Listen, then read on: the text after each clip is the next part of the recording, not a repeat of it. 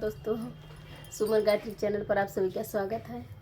हम लोग माता जी का गाना गाने जा रहे हैं। आप लोग देखिएगा, कमेंट कीजिएगा। चम चम चमकेला, चम चम चमकेला, देख हई भवनवा हो दर्शनवा कर माई के हई सागरो जहनवा हो दर्शनवा कर माई के हई सागरो जहनवा हो दर्शनवा कर माई के हई चम चम चमकेला, चम चम चमकेला, देखा हई भवनवा हो दर्शनवा कर माई के हई सगरो जहनवा हो दर्शनवा कर माई के हई सगरो जहनवा हो दर्शनवा कर माई के हई दरिया कपूरवा चढ़ेला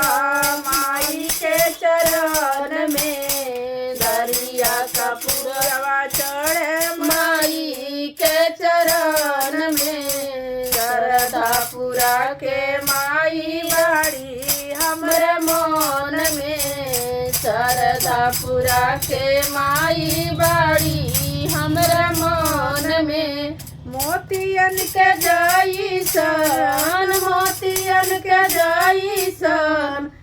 बन उजियार नयनवा हो दर्शनवा कर माई के हई सगरो जहनवा हो दर्शनवा कर माई के हई मोतियन के जाई सन, मोतियन के जाई सन, वन उजियार नयनवा हो दर्शनवा कर माई के हई सगरो जहनवा हो दर्शनवा कर माई के हई चम चम चमकेला, चम चम चमकेला, देखाई भवनवा हो दर्शनवा कर माई के हई सगरो जहनवा हो दर्शनवा कर माई के हई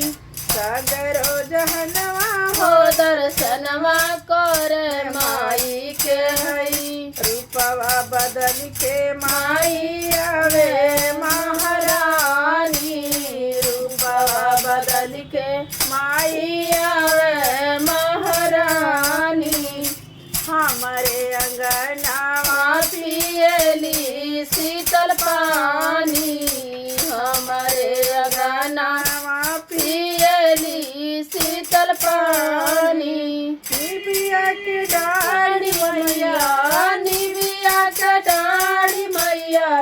झूलेली झूलनवा हो दर्शनवा कर हाई के हई सगरो जहनवा हो दर्शनवा कर माई के हई सगरो जहनवा हो दर्शनवा कर माई के हई चम चम चमकेला, चम चम चमकेला, देख हई भवनवा हो दर्शनवा कर माई के हई सगरो जहनवा हो दर्शनवा कर माई के हई सगरो जहनवा हो दर्शनवा कर माई के हई राति भर माइया करेली जागरणमा, राति भर माइया करेली जागरणमा, हरेला झंडाया मारे आसमानवा, राति भर माइया करेली जागरणवा, हरेला झंडाया मारे आसमानवा, सेवका गावत सेवका लोग गावत बने, सेवका लोग गावत बने, माई के भजनवा हो दर्शनवा कर माई के हई सगरो जहनवा हो दर्शन दर्शनवा कर माई के हई सगरो जहनवा हो दर्शनवा कर माई के हई देख लोग गावत बने देख लोग गावत बने माई के भजनवा हो दर्शनवा कर माई के हई